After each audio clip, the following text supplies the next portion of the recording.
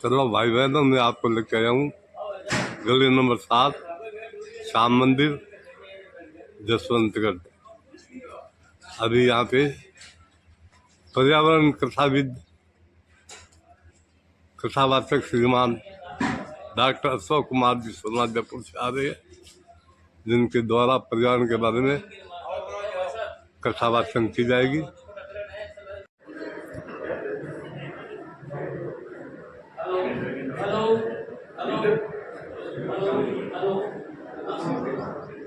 जय श्री राम।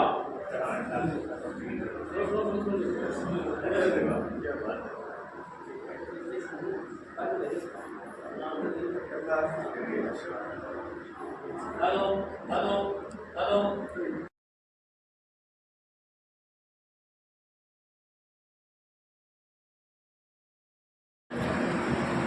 कि अपने गांव जसवंतगढ़ में पर्यावरण कथा प्रारंभ होने जा रही है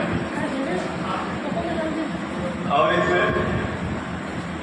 कथा के जो है कथा व्यास आदरणीय डॉक्टर अशोक कुमार जी शर्मा साहब पधार चुके हैं। आपके अभिनंदन के लिए, आपके स्वागत सत्कार के लिए इस विद्यालय, इस मंदिर के श्री रामचंद्र जी जोशीवाल साहब इसके व्यवस्थापक भी है और वरिष्ठ समाज सेवी है। आपसे निवेदन, आप साफा जो है बना करके, बांध करके आपका स्वागत करें, अभिनंदन करें। श्री रामचंद्र जी जोशीवाल जी ने आपका स्वागत, अभिनंदन साफा बना करके किया है। आदरणीय बेटी श्री देवी प्रसाद जी, आपसे विनम्र निवेदन है कि कृपया उनका ये दुपट्टा ओढ़ा करके स्वागत सत्कार करें।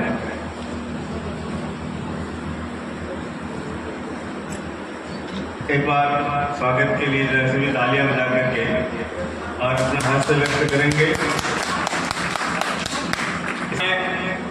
इस कार्यक्रम में विराजमान डॉक्टर शंकरलाल जी आलड़िया यहाँ विराजमान है। आपके स्वागत के लिए मैं आह्वान करूँगा कि कृपया मंच के पास पहुंचे। डॉक्टर शंकरलाल जी आलड़िया,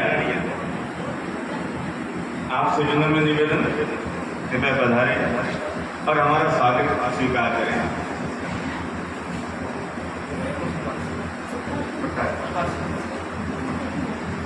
डॉक्टर शंकरलाल जी एक जाने माने पर्यावरणविद इस क्षेत्र के। हाल ही में अखबारों में भी इनके कार्यों के बारे में काफ़ी चर्चा रही है। मैं कोलकाता से पधारे प्रख्यात उद्योगपति व्यवसायी श्री प्रकाश जी जोशीवाल साहब से निवेदन करता हूँ कि कृपया आप इन्हें दुपट्टा ओढ़ा करके इस अवसर पर साहब का स्वागत और अभिनंदन करें। डॉक्टर शंकरलाल जी का स्वागत इस प्रकार से किया है। इसी तरह से इस क्षेत्र के जाने माने और हम सबके जो सुपरिचित श्री रजनीश जी शर्मा यहाँ समुपस्थित है। आप कृपया यहाँ मंच के पास पधारें। रजनीश जी शर्मा कृपया पधारें और आपके स्वागत सत्कार के लिए मैं निवेदन करूँगा डॉक्टर ललित जी सोमानी जी से, कृपया आप रजनीश जी का स्वागत करें। आपने भी हजारों पेड़ इस क्षेत्र में लगाए हैं और मेरा प्रत्यक्ष कार्य किया है और पर्यावरण के मामले में हमेशा जो है लोगों का माँ साहब के साथ, अशोक जी साहब के साथ, उनके परिवार के सभी जनों का भी हार्दिक अभिनंदन, स्वागत। संपत भाई, संपत भाई,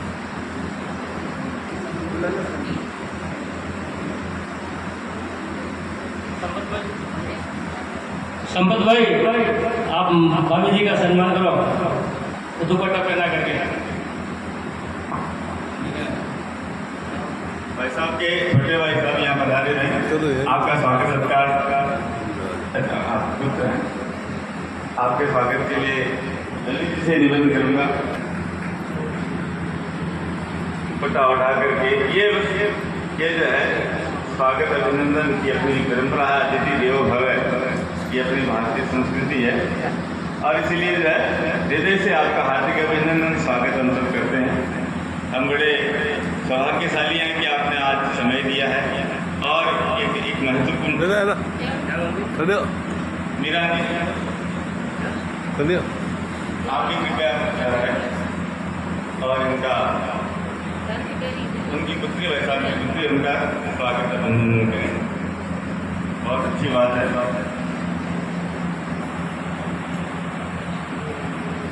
बहुत बहुत धन्यवाद। एक बार सभी ताली बजा करके स्वागत करेंगे सभी।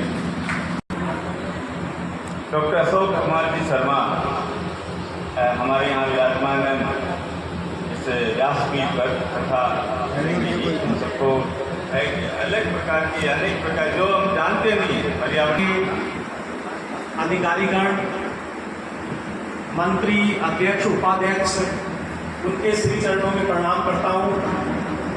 और ये जो कथा का आयोजन करने वाले समिति है, रामचंद्र जी तौसनीवाल, दिनेश जी पारासर, अंजनी शासक, रामोकार जी उपाध्याय, डॉक्टर ललित जी सोमानी, प्रकाश जी और त्रिलोक जी, इन सबको अभिनंदन है, स्वागत है। आज परम हर्ष का विषय है कि आपने अपने जीवन में राम कथा, शिव कथा और गरुड़ पुराण ऐसी अनेक कथाएं सुनी हैं, लेकिन आज जसवंतगढ़ की धरा पर पहली बार वृक्ष कथा हो रही है।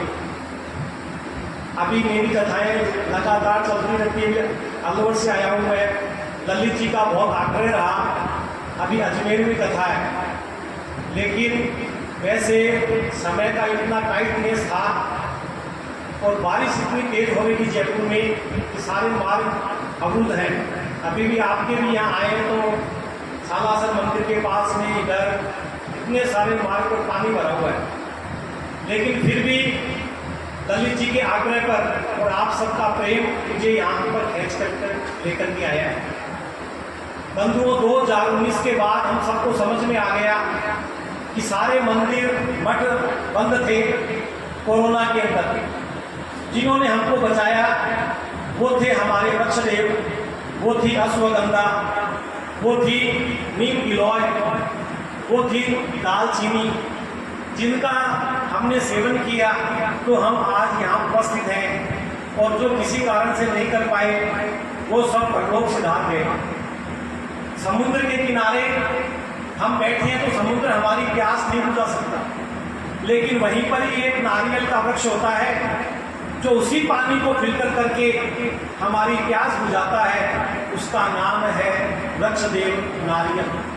अनार का हम देखते हैं फल, परमपिता परमेश्वर उसको कैसे बनाता है, एक एक कण कैसे फिट करता है और उसको फिटिंग करके आपको सुपुर्द करता है खाने के लिए।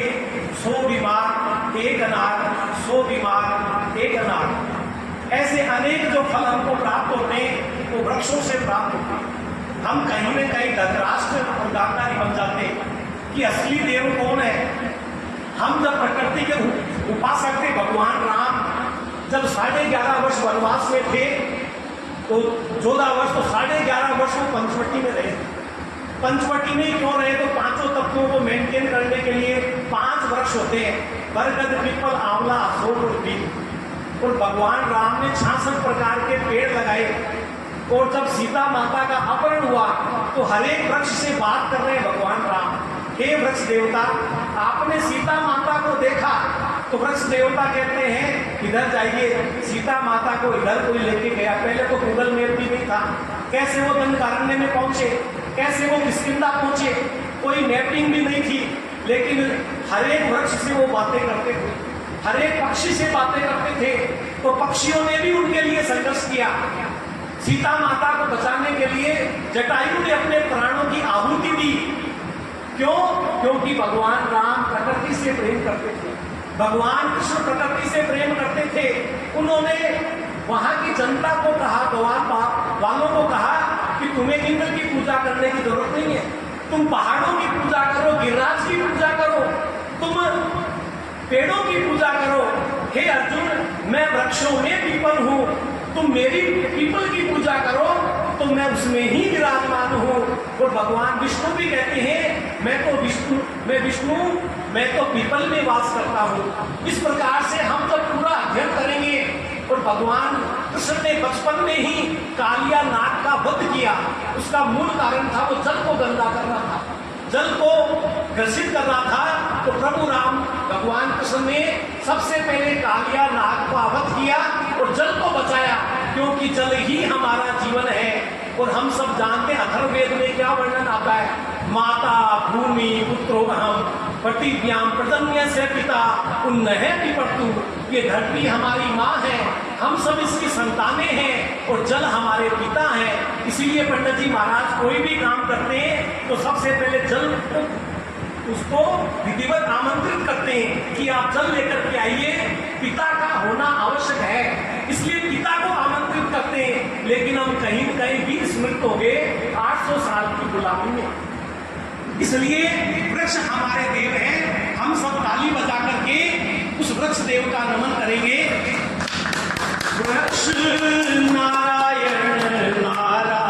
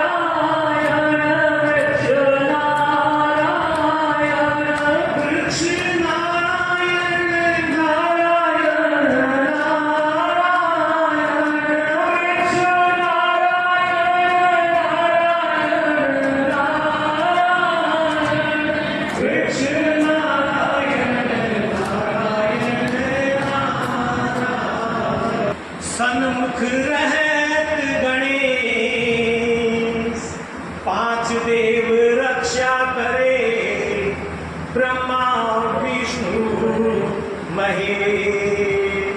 ये पांच देव कौन है? हम विश्व गुरु हैं और विश्व गुरु होने के नाते पाकिस्तान भी हमारे चरणों में बैठ करके उस बात को स्वीकार करता है, अमेरिका भी स्वीकार करता है। लेकिन हमारी वाणी विश्वव्यापी है क्या? हमारी वाणी विश्वग्राही है क्या? हमारी वाणी विश्व स्पर्शी है क्या? हमारी वाणी विश्व मान्य है क्या? तो सबसे पहले हम भगवान का मतलब क्या है? तो भगवान का मतलब है 5 अक्षरों से भगवान बना है। भ यानी भूमि, ग यानी गगन, व यानी वायु, आ यानी अग्नि और न यानी नीर। 5 अक्षरों से भगवान नाम का शब्द बना है और उसकी पूजा करना, पू यानी पूरी, जा यानी जानकारी, पूरी जानकारी करना, उसको कहते हैं भगवान की पूजा। इसलिए सुंदरकांड में वर्णन आता है, हरि प्रेरित तेई अवसर चले मरुत 49 प्रकार की हवाओं का वर्णन आता है। अब आप भूमि कितने प्रकार की होती है हम सब जानते हैं, लाल मिट्टी, काली मिट्टी, कौन कौन सी भूरी मिट्टी, कितने प्रकार की मिट्टी होती है। उसी प्रकार से हवा कितने प्रकार की होती है। और हमारे पूर्वज कहा करते थे 100 दवा एक हवा, 100 दवा एक हवा।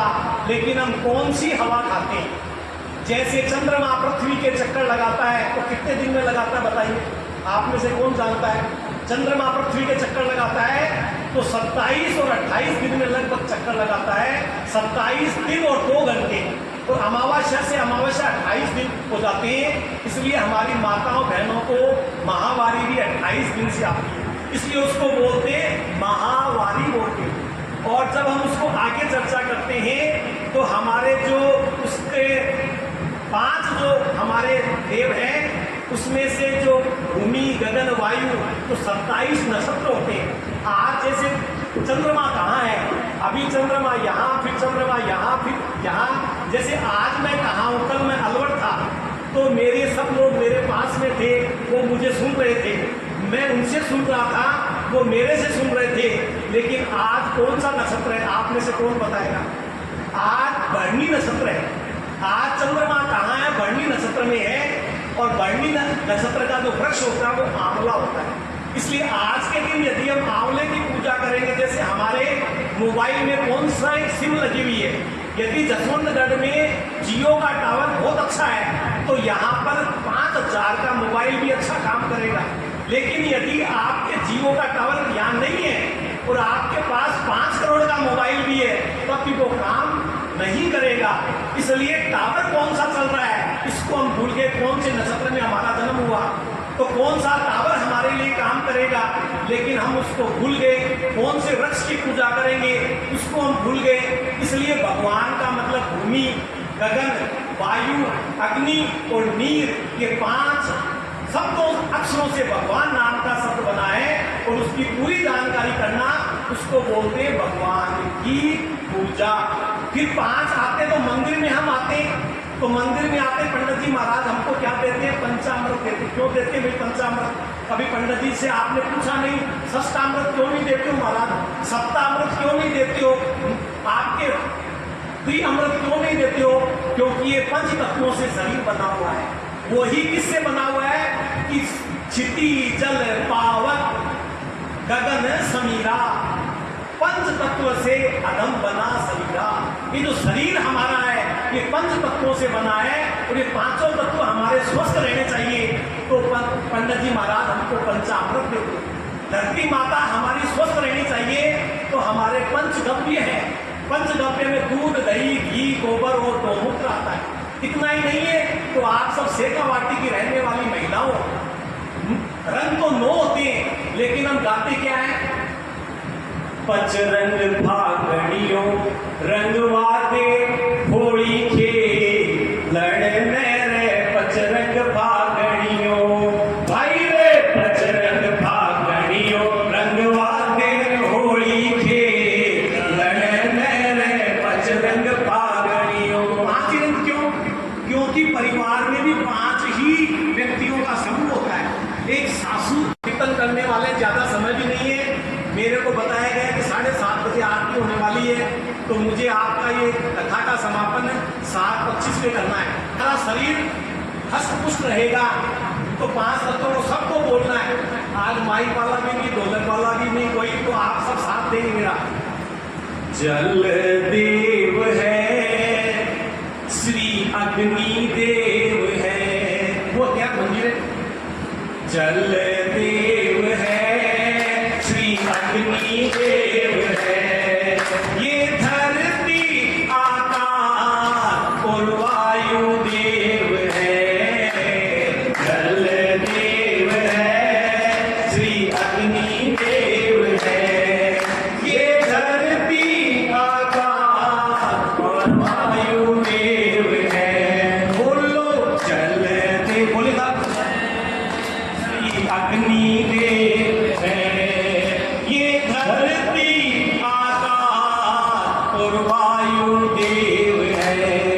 ये 5 तत्वों से हमारा शरीर बना है और हम 5 तत्वों को नमस्कार करेंगे तो हमारे जीवन में कभी बीमारी नहीं आएगी। क्योंकि जल 75% होता है, 75% बीमारियां जल के कारण से होती हैं और 21% हम सब जानते हैं हमारे यहाँ जो 1/3 पार्ट होता है भूमि का होता है, हमारे वायु होता है। उनको प्रणाम करेंगे तो कभी बीमारी आएगी नहीं। फिर ये माताएं बहनें सब लोग बैठे हैं, हमारे बच्चे पिकनिक पर जाते हैं, हमारे पतिदेव टूर पे जाते हैं, तो आप सब क्या करती हो? उनके लिए टिफिन तैयार करती हो। सुबह ये खा लेना, शाम को ये खा लेना। अभी हम अलवर से आए तो वहाँ के कार्यकर्ताओं ने कहा भाई साहब हमने आपके लिए पराठे लगा दिए, सब्जी बांध दी है और छाछ भी रख दी है, अचार भी रख दिया है, जब आपको समय मिले खा लेना। ये चिंता कौन करता है? हमारी भारतीय संस्कृति में अतिथि देवो भव।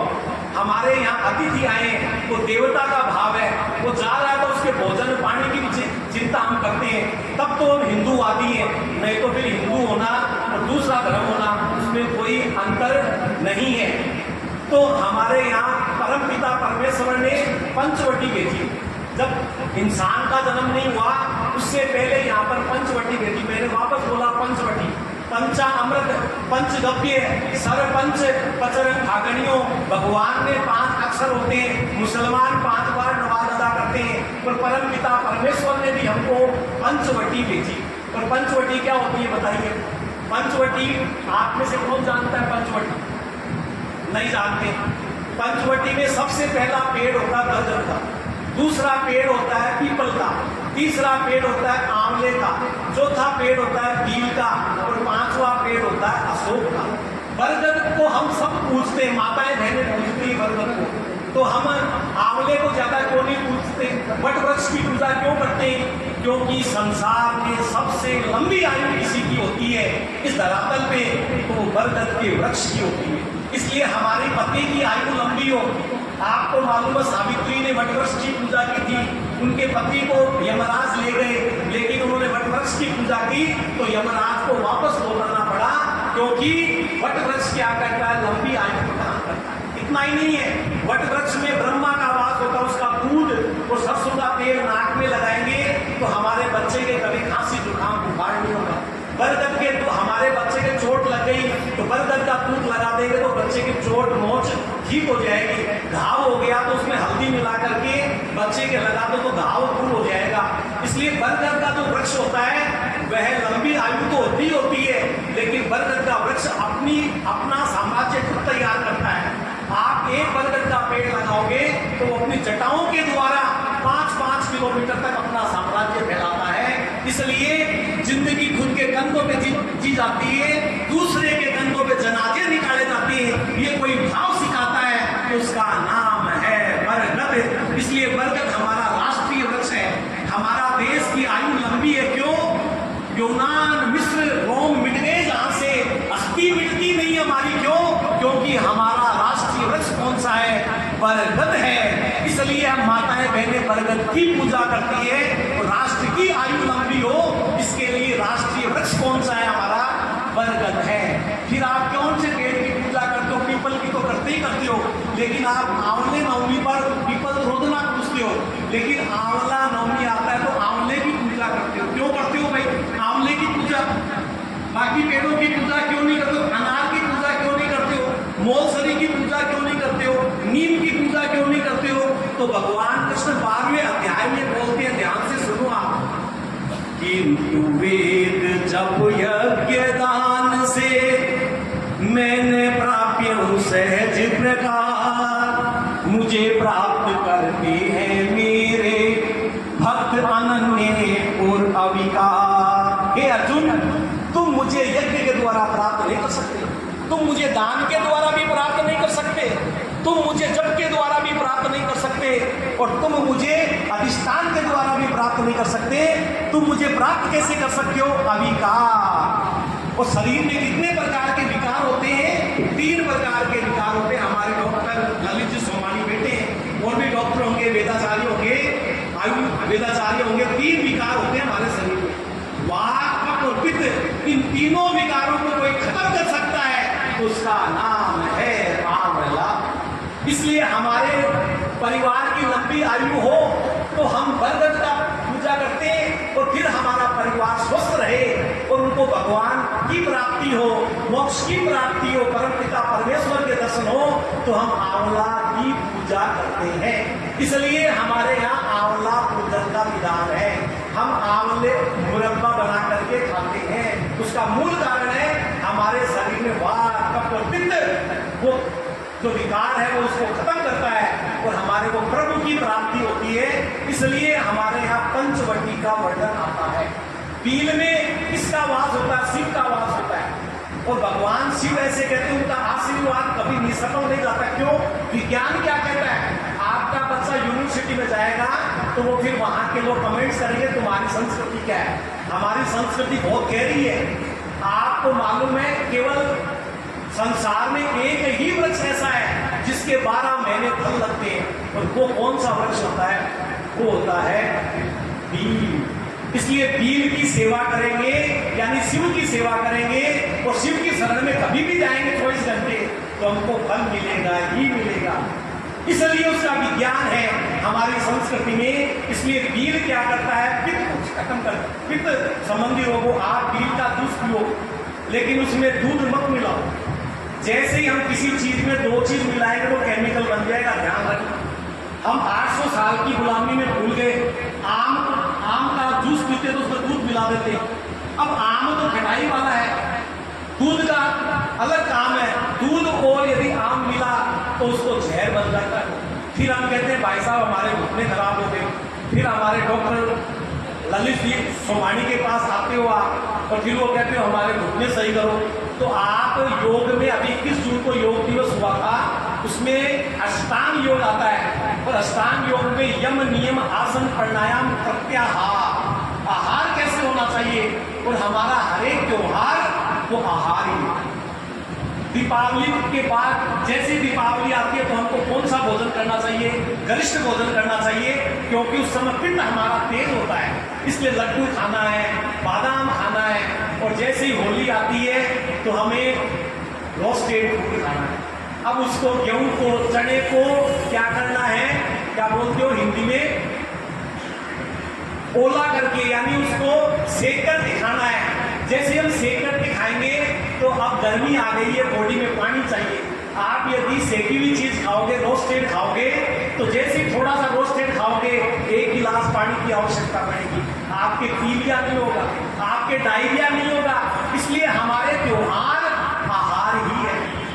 इसलिए हमारे यहाँ आहार का मतलब हम कैसा आहार करें, हर एक त्योहार हमको बता रहा है कि हमको कैसा आहार करना चाहिए, लेकिन हम भूल गए कैसा आहार। शीतला अष्टमी आ गई तो आज से हमको ठंडा भोजन करना प्रारंभ कर देना चाहिए। जैसे ही ठंडा भोजन प्रारंभ करेंगे तो हमारे चिकन पॉक्स नहीं होंगे और हमारे अनेक प्रकार की बीमारियां नहीं होगी। इसलिए शीतला अष्टमी का विधान है, लेकिन हम उसको केवल आडंबर पाखंड के रूप में मना लेते हैं। दादी माँ ये बनाती है, हम भी ये बना लो और बना के खा लो, ये होता है, ये कर लो, लेकिन उसका विज्ञान क्या है वो हम कहीं नहीं समझे। इसलिए 5 वृक्षों को हम प्रणाम करते हैं, तो सबको प्रणाम करना, नमस्कार करना, थोड़ा सब जोर से बोलना है। और जितना भी मत खाओ तो पतले नहीं हो सकते, उसका मूल कारण है थायराइड। और थायराइड को खत्म करने के लिए इसलिए हमारे यहाँ गीत की परंपरा है। माताएं बहनें मंदिर में आती है, एक साथ एक आवाज में गीत गाती है, जिससे थायराइड की प्रॉब्लम हमारे होती नहीं थी किसी की। लेकिन अब हम गीत गाना बंद कर दिए, केवल मोबाइल को चालू कर लेते हैं, और मोबाइल को चालू करने से थोड़ा थायराइड सही हो जाएगा। बोलना खुद को पड़ेगा। दवाई आप लोगे तब असर करेगी, दवाई को देखने से असर निकलने वाली दवाई तो बोलोगे नहीं, बोलोगे सब। बरगद देव है, श्री पीपल देव है, बोलो बरगद देव है, श्री पीपल देव है। ये आंवला अशोक और पील देव है, ये आंवला अशोक और पील देव है, बोलो बरगद देव श्री पीपल देव है, बरगद देव है, श्री पीपल देव है। ये आंवला अशोक और पील देव है। अब ये आंवले को कौन सी दिशा में लगाना चाहिए? हमारा पर्यावरण का मतलब पेड़ लगाना नहीं है। पर्यावरण का मतलब पूरा वास्तु शास्त्र है, पर्यावरण का मतलब पूरा एस्ट्रोलॉजी है, पर्यावरण का मतलब पूरा हिंदू राष्ट्र है। तो हम आंवले का पेड़ ईशान कोण में लगाते हैं। ईशान कोण कौन सा होता है? उत्तर और पूर्व वाला होता है। क्यों लगाते हैं? क्योंकि आंवले की पत्तियां छोटी छोटी होती हैं, तो सूर्य की सुबह की जो किरणें होती है, हल्की हल्की किरणें, जहां आप पूजा करते हो वहां वो आती है। 100 दवा एक हवा, 100 दवा एक हवा, वात कफ पित्त को क्या कर देती है?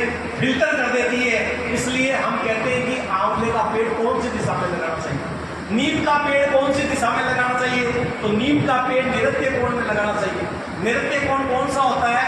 दक्षिण और पश्चिम मालिक का स्थान होता है। 11 बजे से लेकर के शाम को 7 बजे तक की धूप या 6:30 बजे तक की धूप वो हानिकारक आपके धूप होती है, और वो धूप मालिक के कक्ष में आएगी तो मालिक को बीमार करेगी, और मालिक बीमार होगा तो पूरा परिवार बीमार होगा, कोई कमाने वाला नहीं होगा और हम रोड के ऊपर आ जाएंगे। इसलिए हमारे पूर्वजों ने कहा नीम का पेड़ नैऋत्य कोण में लगाओ, जो वायु आएगी वो फिल्टर होकर के आएगी। और घर में जब नीम का पेड़ हुआ करता था तो मीठा मीठा स्वभाव हुआ करता था, क्योंकि नीम कड़वा कड़वा पी लेता था। नीम का स्वभाव, नीम को क्या चाहिए, कड़वाहट चाहिए, वो कड़वाहट पूरे वातावरण में से पी लेता था। और गांव में भी लोग नीम के पेड़ के नीचे ताश पत्ती खेला करते थे, नीम के पेड़ के नीचे सोया करते थे, तो उनकी वाणी मधुर हुआ करती थी, उनकी वाणी में कड़वाहट नहीं हुआ करती थी। और अब हम नीम का पेड़ भूल गए तो हमारे जीवन में कड़वाहट ही कड़वाहट आ गई, घर टूट गए और वृद्ध आश्रम बनने के लिए जा रहे हैं। इसलिए पेड़ का मतलब कौन सी दिशा में लगाना, कौन से एंगल पे लगाना, इसको कहते हैं वृक्ष देवता की कथा कहते हैं। अब आपके आता है गूगल। अब ये पूरा अलवर से यहाँ तक आए तो मैंने ललित जी से कहा हमारे को लोकेशन भेज दो। अब ललित जी भी नहीं जानते, इसको धीरे से खोलना है, खोल के बटन दबा दो, लोकेशन आ जाएगी, आने वाला तुरंत आ जाएगा, आपको पूछेगा नहीं कौन सी गली है, क्या गली है। तो भगवान जब विषम पिता में सैया के ऊपर लेटे हुए थे तो विषम पिता मैंने भगवान कृष्ण से पूछा, हे वासुदेव ये मेरे हालात क्यों हुए। तो उस समय भगवान कृष्ण ने कहा, हे विषम पिता में आपने अपने स्वभाव को बदला नहीं, समय काल परिस्थिति में आपने बदला नहीं, इसलिए आप इस सैया के ऊपर हो। मैंने मेरा स्वभाव बदल लिया, मैंने कहा था मैं शस्त्र नहीं उठाऊंगा, लेकिन आवश्यकता पड़ी तो मैं शस्त्र को मैंने क्या कर लिया, उठा लिया। इसलिए समय काल परिस्थिति में हम बदलते नहीं है, तो फिर समय हमको क्या कर देता है, बदल देता है। का पेड़ किस किसने देखा बताओ, 1 2 3 लोगों ने देखा। दुर्भाग्य देश का देख कि हम भारत के रहने वाले। वो गीत क्या गाते हैं, भारत का रहने वाला हूँ, भारत की बात सुनाता है, प्रीत जहाँ की प्रीत सदा।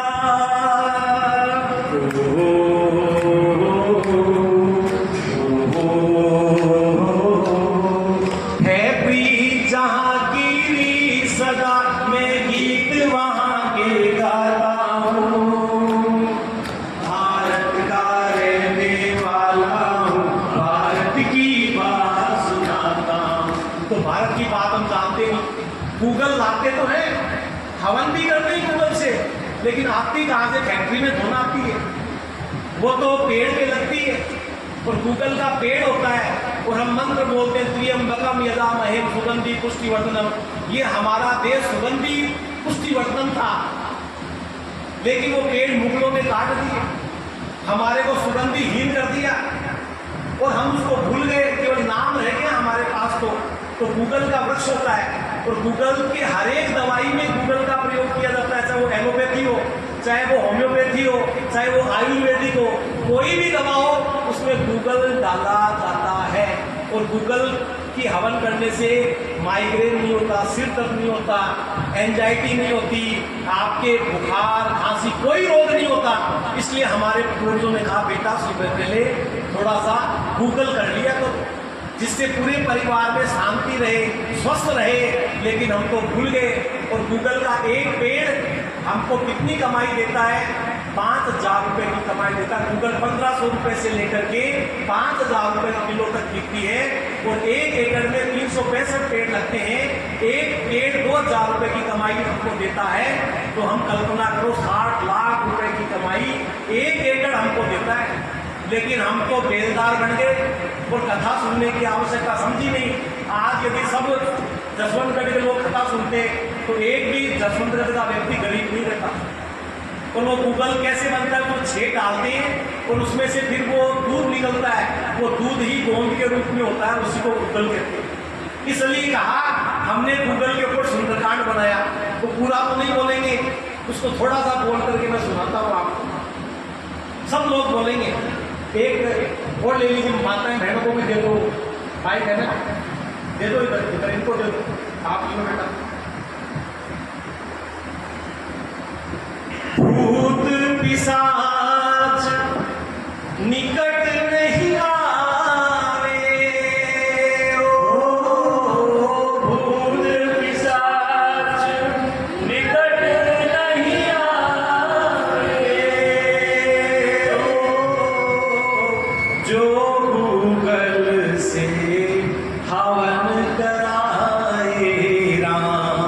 सिया राम जय जय राम। बोलो सिया राम जय जय राम। सबको बोले तो, लेकिन आपकी कितनी आवाज है सुनने वालों है।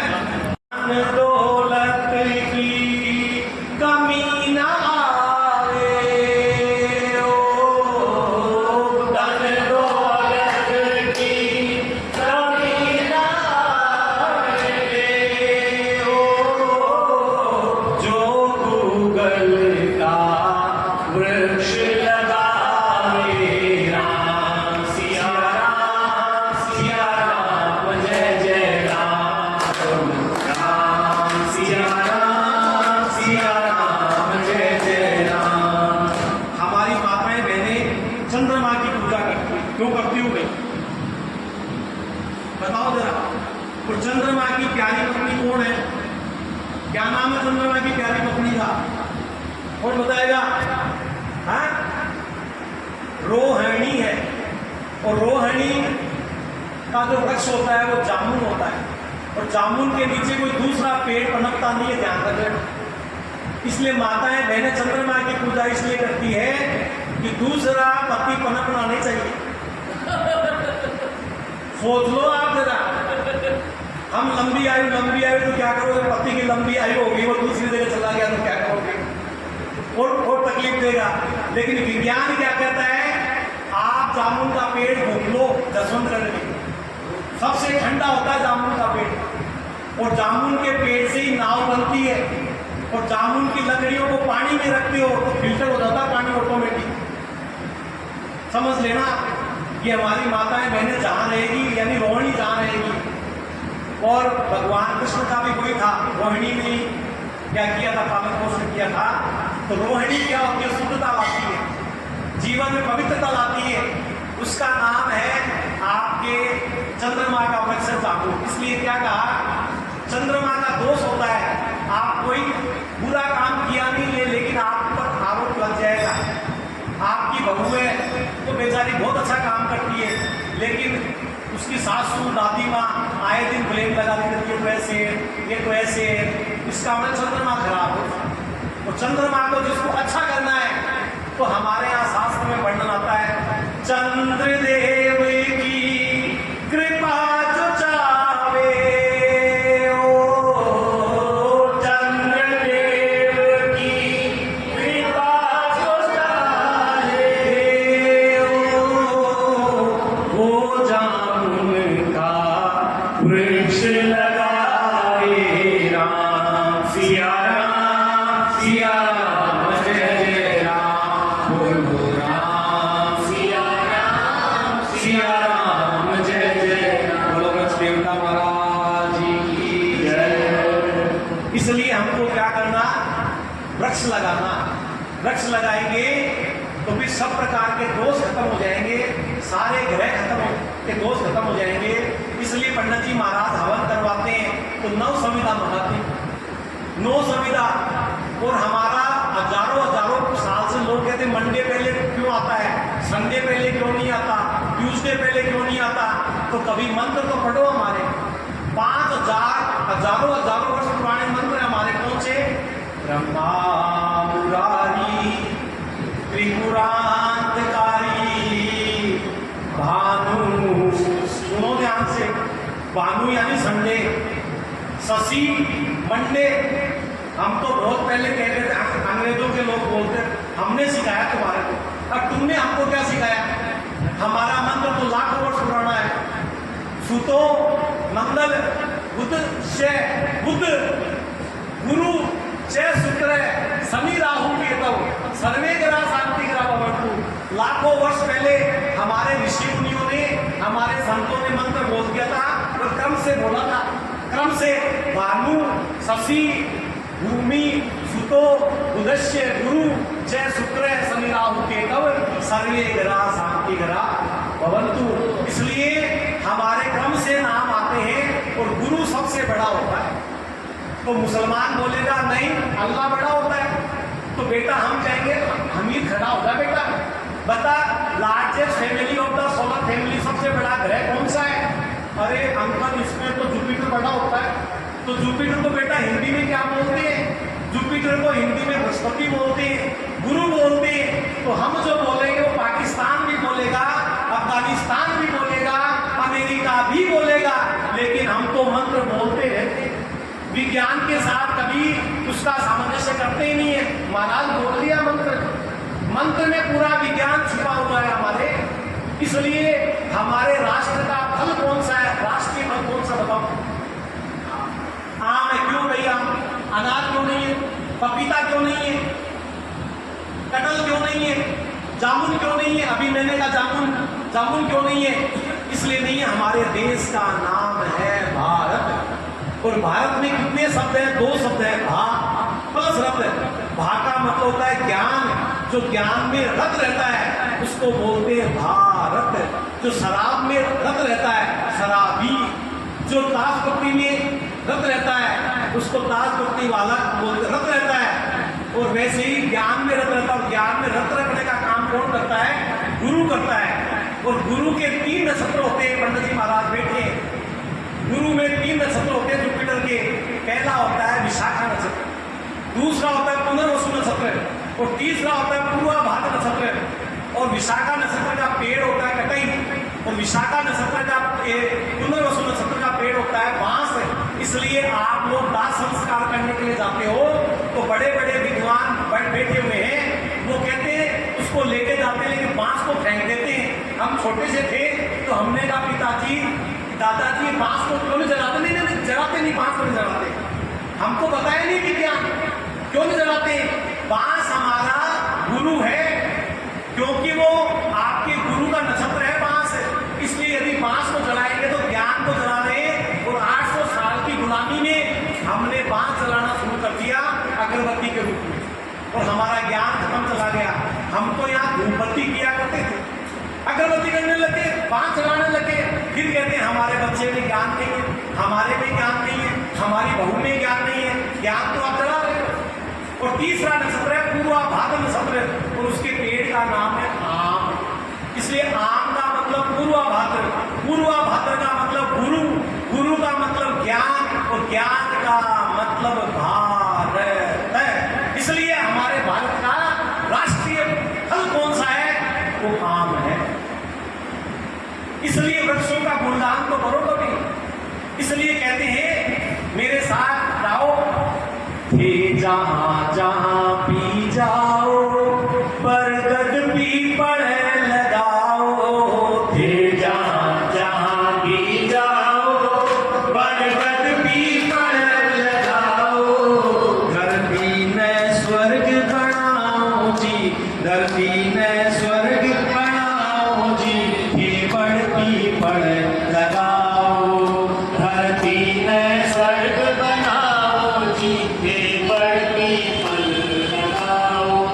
या परम प्रभु की सेवा, या जीव मात्र की सेवा, या परम प्रभु की सेवा, या जीव मात्र की सेवा, या ही मानव सेवा है जी, या ही मानव सेवा है जी। हे नारायण बन जाओ, या ही मानव सेवा है जी, हे नारायण बन जाओ। या राम प्रभु की सेवा, या श्याम प्रभु की सेवा, या राम प्रभु की सेवा, या श्याम प्रभु की सेवा, या ही शिव जी की सेवा जी, या ही शिव जी की सेवा जी। हे नारायण बन जाओ, या ही शिव जी की सेवा जी, हे नारायण बन जाओ। या ही है तन की सेवा, या ही है मन की सेवा, या ही है तन की सेवा, या ही है मन की सेवा, या ही है जन की सेवा जी, या ही है जन की सेवा जी। हे नारायण बन जाओ। अब ये सबसे बड़ी सेवा है। आपने जामुन का पेड़ लगा दिया, आपने बड़ रेस्टोरेंट खोल दिया, आपने भंडारा खोल दिया। हम भंडारा खोल रहे, खिला रहे किसको है? जो कार्बन डाइऑक्साइड देता है उसको मारा पिटाना, उसको खाना खिलाना, सोचो जरा। और जो हमको ऑक्सीजन देता है उसको नमस्कार नहीं करते, उसका वंदन नहीं करते, उसकी पूजा नहीं करते, उसकी कथा नहीं करते, उसकी कथा सुनते नहीं है। यदि उसकी कथा सुनते तो अस्पताल में जाना ही नहीं पड़ता। इसलिए हमने कहा कि परम प्रभु की सेवा है। एक व्यक्ति नाई की दुकान कहाँ खोल रही है, धोबी की दुकान कहाँ खोल रही है, ठेले वाला अपना ठेला कहाँ लगा रहा है, कार पार्किंग कहाँ कर रहे हो, आप ताश पत्ती कहाँ खेल रहे हो, प्याऊ कहाँ लगा रहे हो, सारा काम पेड़ के नीचे होता है सब। लेकिन हम तो उस पेड़ को नहीं याद करते, फिर कहते हैं भाई साहब हमारा बेटा कहना नहीं